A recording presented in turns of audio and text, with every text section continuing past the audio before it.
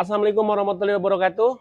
Pemirsa All In, dimanapun Anda berada, kita kembali hadir dan menjumpai Anda masih di Abah Janur All In. Tentu saja, membuat sesuatu yang in makin tune in. Kesempatan kali ini, saya ingin memberikan sedikit pengantar bahwa saya sedang ada di pesisir Garut Selatan. Terserah saya nggak tunjukin lautnya, tapi yakinlah bahwa ini adalah sudut di mana saya berada di Karangpapak, Kecamatan Ciklet di pantai selatan.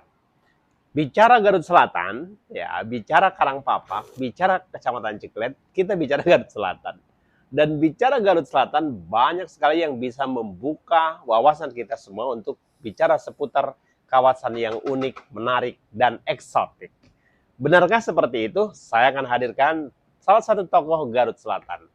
Ada Ki Aom Sampurasun. Rampes. Assalamualaikum. Waalaikumsalam Warahmatullahi warahmatullahi wabarakatuh. wabarakatuh. Ini sosok bagi pemirsa tentu tidak asing ya. Karena debut aktivisnya juga kita tahu punya rekam jejak sejarah perjuangan panjang juga. Baik untuk kehidupan pribadi, masyarakat, dan tentu saja bagi saya yang paling lekat dengan sosok Ki Aom ini pasti Kampung Duku. Tapi konteksnya beragam, Om. Ya, boleh, Pak. Boleh. Kalau bicara Garut Selatan, Anda memulai dari mana? Bisa bicara pantai, bisa DOB Garut Selatan, bisa juga Kampung Duku. Anda mau milih mana bicara hari ini?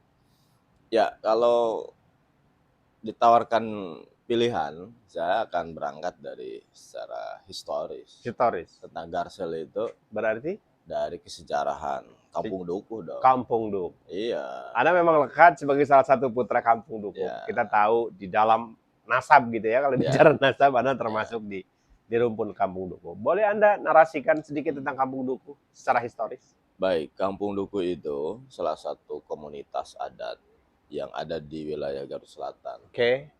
Kalau dari sisi visi dan misinya tentu itu perjalanan yang panjang. Kita mau ceritanya dari abad keberapa supaya tidak terlalu jauh melambung. Supaya lebih dekat dengan masyarakat kita hari ini. Ya. Tentu saja Anda bisa bicara dalam penggalan sejarah kekinian Ya, Kampung Duku dalam bisa konteks. dieksplor sejarahannya dari abad ke-7, Oke. tapi yang terdekat saja abad 17. 17. Yaitu Apa yang terjadi di abad 17 dengan Kampung abad Duku? 17 itu di mana di situ abad masa penjajahan Belanda ya. Oke. Nah, Kampung Duku itu sudah menyatakan perang terhadap penjajah. Menyatakan perang. Ya, tentu sebagai salah satu komunitas adat yang berjuang melawan penjajahan Belanda. Fix ya. Fix. Nah, di situ ada sebuah makam waliullah namanya Syekh Abdul Jalil. Syekh Abdul Jalil ini secara historis memang adalah seorang wali yang menyebarkan Islam di wilayah Jabar Asal Selatan. dari mana dalam runtutan sejarah? Asal Syekh Abdul Jalil itu adalah secara terah keturunan ininya masih ada kaitannya dengan keturunan dari kerajaan Pajajaran. Banyak sekali. Itu dari terah ibu. Kalau di terah bapak saya tidak akan buka ya. Buka rahasia saya. Tetapi nasabnya pasti sampai lah ya, Ya, ke Rasulullah Sallallahu Alaihi nanti Wasallam. ada yang menggugat soal kenasaban dan sebagainya. Jadi artinya bahwa Syekh Abdul Jalil itu adalah seorang wali Allah yang konsisten terhadap penyebaran Islam di wilayah Jabar Selatan. Jabar Selatan. Secara historis memang ada kaitannya dengan kerajaan Sumedang Larang. Sumedang Larang. Karena beliau ini, Syekh ini, sebelum ke Kampung Duku berkiprah dulu di Sumedang. Dalam apa ya, kiprah di Sumedang itu apa beliau ini? Nah, dalam sebagai penghulu Sumedang. Penghulu Sumedang. Ini apa? Kalau sekarang Menteri Agama ya. Menteri Agama. Kalau minimal lah KUA kalau di tingkat desa. Kalau tingkat kecamatan. Kecamatan ya. Kalau desa mah meren naib. Lebih. Nah, kalau di tingkat kabupaten kasih Bimas Islam. Bisa aja. Itu kemarin kasih PD Pontren, udah geser lagi. Om, yang unik dari Kampung Duku itu apa yang tersisa hari ini? Yang unik dari Kampung Duku itu memang secara historis saya sampaikan tadi bahwa sebelum Syekh Abdul Jalil itu datang abad 17, itu sudah ada komunitas. Komunitas masyarakat adat di mana secara anutan agama, ideologi agama yang mereka anut itu meneruskan dari apa yang dia yakini sebelum Syekh Abdul Jalil datang. Oke, jadi memang Syekh Abdul Jalil datang tuh sebenarnya komunitas adatnya sudah ada. Sudah ada. Ya, artinya meneruskan nenek moyang kan, mereka kayak nenek moyang ya. Meneruskan. Kemudian Syekh Abdul Jalil datang diarahkan dalam nuansa Islam. Bukan diarahkan, penguatan. Karena komunitas Dukuh itu sudah Muslim. Oh, Muslim sejak awal. Sudah Muslim, tapi kesempurnaan dalam pemahaman ajarannya itu tentu belum sempurna seperti yang kita hari ini bisa pelajari. Soal ajaran Islam itu sudah bisa diakses di berbagai referensi atau media apa gitu. Nah, dulu itu ya sudah Muslim, tapi kesempurnaan itu dalam pengertian syariat dan secara hakikat itu sudah mereka miliki. Om, sebagai putra asli Kampung Dukuh yang mewarisi, silakan. Saya lagi nggak ngopi, soalnya ini di pantai asik, harusnya dabugan, tapi ini masih pagi. Nanti siang. Sekitar 5:30 kita podcast ini ya. Sebagai putra asli Kampung Dukuh yang mempunyai darah keturunan Dukuh sendiri, sebenarnya harus seperti apa sih Dukuh hari ini? Terus harus diapakan? Gitu. Begini, bukan sejarah, artinya visi dan misi Dukuh yang harus kita kembangkan hari ini bagi Incu Putu ya. Saya bagian dari keturunan itu, hanya bagi saudara-saudara kami juga sudah tentu memahami Kampung Dukuh itu akan berbeda. Berbeda dalam pengertian, kalau hari ini Abah datang ke sana melihat secara kasat mata rumahnya itu kan tidak jauh sama dengan Kampung Naga, Kampung Pulo kalau di Garut itu, Baduy, Kesepuan Banten Kidul, Kampung Kuta di Ciamis, kemudian ada yang di Panjalu dan lain sebagainya di Jawa Barat itu. Kalau dari sisi artefak yang ada hari ini, dan itu menjadi miniatur sebuah masyarakat Sunda asli. Ya, jadi kalau nanya mana sih yang sebut masyarakat Sunda asli itu dari sisi rumah, kehidupannya, ya itulah ada di masyarakat adat, salah satunya Kampung Dukuh. Nah, kalau bagi seorang antropolog melihatnya dari sisi kesejarahan itu, dari keberadaan awal sampai hari ini, tentu luar biasa. Mereka akan menulisnya dan sudah banyak yang lahir dari penelitian itu, sarjana, master, dan doktor, bahkan profesor dari Kampung Dukuh ini ya, yang mempelajari soal Kampung Dukuh. Kemudian yang saya lihat Kampung Dukuh hari ini itu, kalau dari sisi keberadaan sampai hari ini, yang tentu yang harus dikembangkan itu adalah karena Kampung Dukuh itu masyarakat Sunda awal, tapi ideologi agamanya itu Islam. Nah, ini menariknya. Jadi, padahal beberapa wilayah adat ada yang memang tidak mempunyai keyakinan Islam ya, seperti Islam awalnya itu. Tidak. Kalau Dukuh ya memang sudah seperti itu. Kalau Dukuh ya pasti Muslim, karena tapi ya Muslim, orang Sunda Islam asli awal deh ya gitu. Apa yang menjadi tanda-tanda sebelum Syekh Abdul Jalil datang bahwa sesungguhnya mereka masyarakat adat Dukuh ini sudah Muslim keyakinannya? Nah, ini yang menarik, Bang. Abah ini kadang nanyanya selalu menggelitik. Sedikit-sedikit selalu mengarah ke eksplorasi rahasia-rahasia. Iya, supaya kita yakin, masyarakat harus yakin apa yang. Syekh Abdul Jalil itu kan pendatang dari Sumedang. Dan perjalanannya sebelum ke Kampung Dukuh itu kan melalui proses yang panjang. Ada perjalanan spiritual ya? Ya, ketika dengan Raja Rangga Gempol III itu tidak ada kesesuaian dengan Syekh Abdul Jalil, apa yang dijanjikan, karena Syekh Abdul Jalil itu dipinta oleh raja itu, dia jadi penghulu. Oke, siap jadi penghulu, tapi dengan 2 syarat katanya. 1, bupatinya harus, ya rajanya harus akur dengan rakyat. Ya. Yang kedua, tidak boleh melanggar hukum syara. Nah, ini jadi mungkin bisa menjadi referensi bagi seorang pemimpin masa depan ya. Hari ini Anda harus jadi seorang bupati, gubernur, presiden, tapi harus bisa membangun persatuan dan kesatuan bangsa kalau bahasa sekarang itu. Nah, itu pesan saya Abdul Jalil ya ke raja itu. Yang kedua, tidak boleh melanggar hukum syara. Artinya supremasi hukum harus ditegakkan di situ. Oke. Nah, 2 janji itu oleh raja ada yang dilanggar. Sehingga Syekh memutuskan itu untuk hijrah keluar, mengundurkan diri. Nah, yang menarik Om, kemudian kenapa Syekh sendiri tibanya ke Kampung Duku gitu? Nah, ini. Padahal kalau kita lihat peta kampung adat kan banyak. Kenapa tidak ke Ciamis, misalnya tidak ke Banten, ya. ke Cirebon ya? Iya. Nah, ini. Apa tuh? Di balik itu apa yang Anda paham? Yang saya tahu dari sejarahan, Syekh Abdul Jalil itu punya 4 saudara. 4 kawan tapi sudah menjadi saudara gitu. Nih kayak Abah dengan saya, dengan teman-teman lain. Teman-teman. Setelah belajar khatam di Mekah gitu ya, datang ke Nusantara. Yang satu di Banten, yang satu di Betawi, yang satu ke Cirebon, yang satu ke wilayah Jabar Selatan.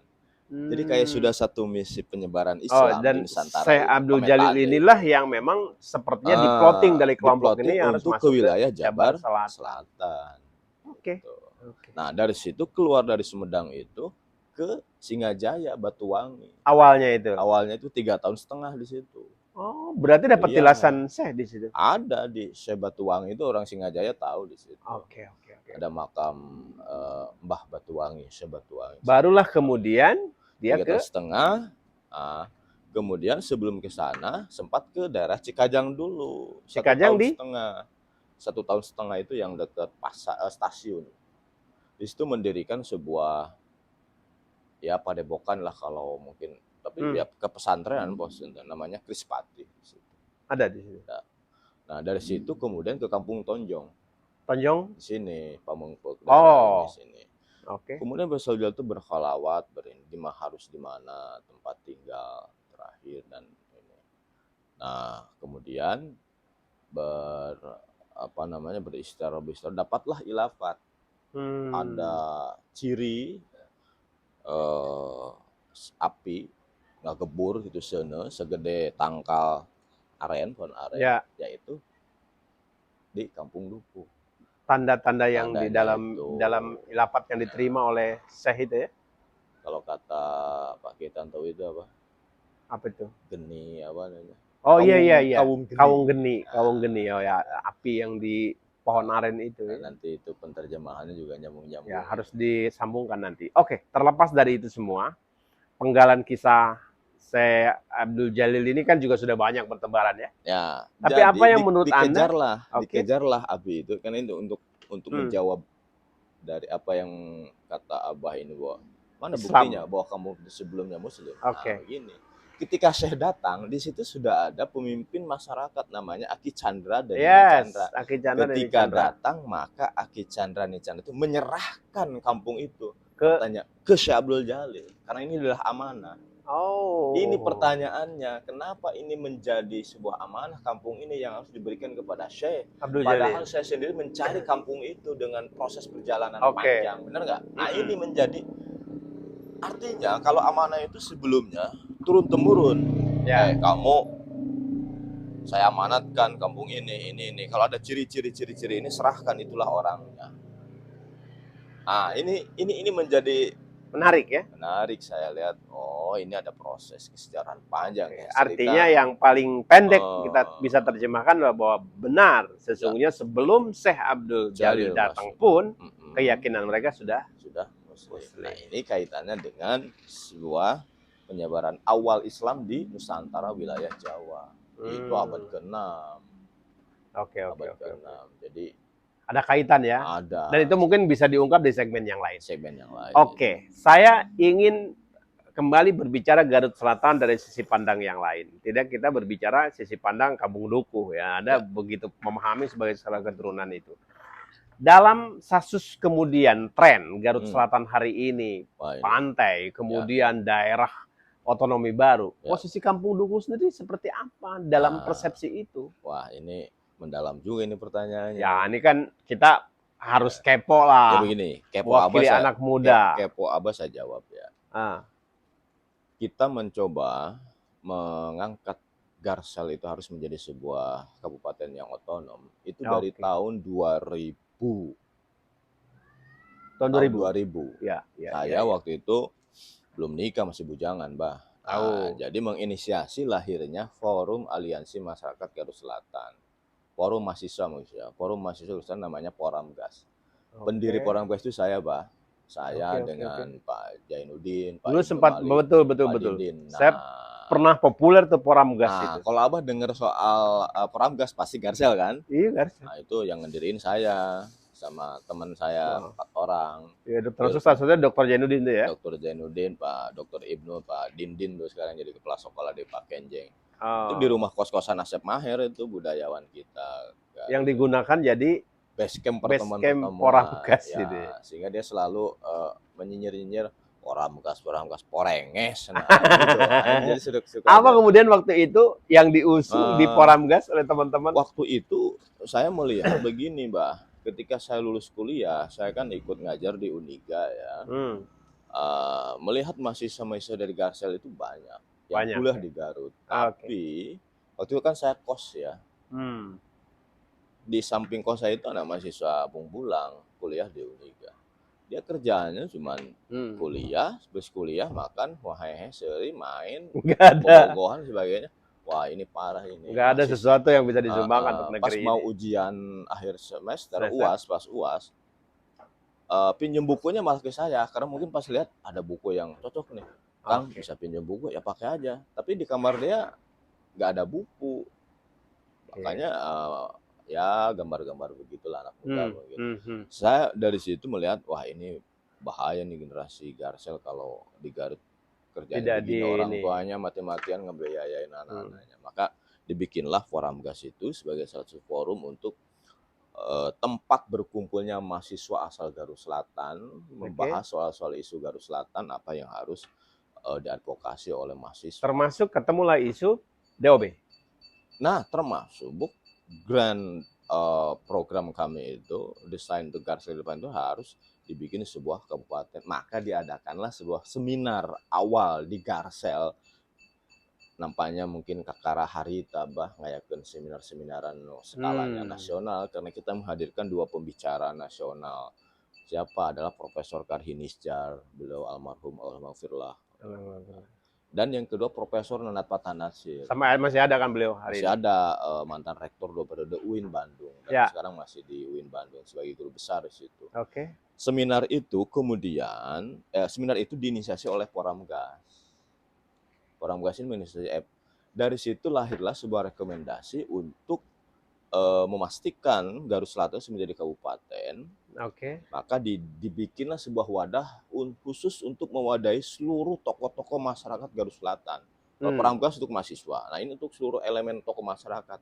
Lahirlah yang namanya FPPGS. Forum Pengkajian dan Pengembangan Garut Selatan. Berarti di dalamnya ada intelektual, ada masyarakat, pengusaha, intelektual, tokoh masyarakat, agama, semua gumulung di situ. Pertanyaan saya, kenapa sampai hari ini DOB yang diimpikan Poramgas, diimpikan FPPG tadi, yang Anda bilang kemudian diimpikan masyarakat di Jawa Barat, belum juga terwujud? Sementara newcomer, yang saya juga ikut menyaksikan deklarasi Pangandaran saja misalnya, udah lebih dulu. Apa yang menjadi persoalan kemudian? Ya, bukan berarti alibi kami dan apologi secara ini terhadap perjuangan ini. FPPGS itu kemudian konsen di situ. Konsen, maka kita coba galang seluruh kekuatan. Karena ya bisa bikin organ itu sampai 14. Sengaja saya bikin organ Garsel sebanyak-banyaknya sampai ada 14. Dan itu dalam rangka penguatan itu. Dan untuk secara teknis menggarap lahirnya DOB ini, kita bentuk namanya Presidium Masyarakat Garut Selatan. Nah, itu sampai saat ini masih berkibar ya Presidium? Masih, artinya yang bertugas untuk menyelesaikan teknis dan mengadvokasi itu. Nah, dalam perjalanannya kita tersandung oleh kebijakan pemerintah ketika prasyarat menjadi sebuah CDOB itu ya dengan kebijakan-kebijakan yang selalu menjadikan kita ini mengulang-ulang kembali secara administratif. Dan itu secara perjuangan merugikan teman-teman ya di Presidium. Contoh sudah di Jakarta kita berjalan tiba-tiba ini ada kebijakan baru pemerintah yang harus dari desa lagi Balik lagi. dan itu kerjaan yang soal CDOB itu kan bukan kerja-kerja sosial, kerja-kerja politik. Kerja politik. Dan Ya. itu yang paling nyesek Betul. buat saya itu pada saat satu langkah lagi tiba-tiba muncul moratorium. Persis, 2014 itu Garut sudah lahir. Sudah langsung. Dan kita sudah berangkat ke Senayan dan sudah mau duduk nyaris manis. diketuk ya. Nah, malam sebelum pengetukan itu ada dari Papua dan Kalimantan ya sebuah daerah yang menurut kajian Kementerian Dalam Negeri tidak layak. Sehingga pendekatan mereka secara politis ke Komisi 2. Iya, benar. Dipaksakan dan sampai ribut tuh malam itu. Akhirnya ketika itu mereka ya ini mohon maaf ya. Mungkin Garut Selatan belum waktunya secara ini. Ya. Mereka melakukan demo saat ini. Akhirnya dari DPR itu tidak mau ngambil resiko dituduh ada hal-hal yang terkait dengan itu. Akhirnya tidak rekomendasi menyidangkan secara langsung melahirkan undang-undang itu 2014 itu akhirnya ditunda untuk dilanjutkan oleh DPR RI yang baru. Dan DPR RI yang baru tidak kunjung bersuara di situ. Itu seluruh Indonesia, Pak, bukan Garsel aja. Dari situ lahirlah moratorium. Tapi Garsel itu sudah masuk di amanat Presiden waktu zaman SBY. Ya. Sehingga alhamdulillah secara singkatnya bahwa pada masa kepemimpinan Pak Ridwan Kamil juga mendorong supaya Jabar ini banyak dilahirkan. Dan hari ini kembali menghangat DOB. Ya, prioritas moratorium dicabut dan prioritas untuk CDOB di Jawa Barat itu Garut Selatan, kemudian Bogor dan Sukabumi. Baik, Om. Terima kasih. Sama-sama. Kita akan melanjutkan di episode berikutnya. Baik. Saya ingin mengakhiri dulu perjumpaan saya dengan sosok yang menarik, punya jejak sejarah yang luar biasa terkait dengan eksistensinya di Putra Garut Selatan. Kita akan kembali pada saatnya nanti, tetap di Abah Janur All In. Kita selalu membuat sesuatu yang in, makin tune in. Assalamualaikum warahmatullahi wabarakatuh.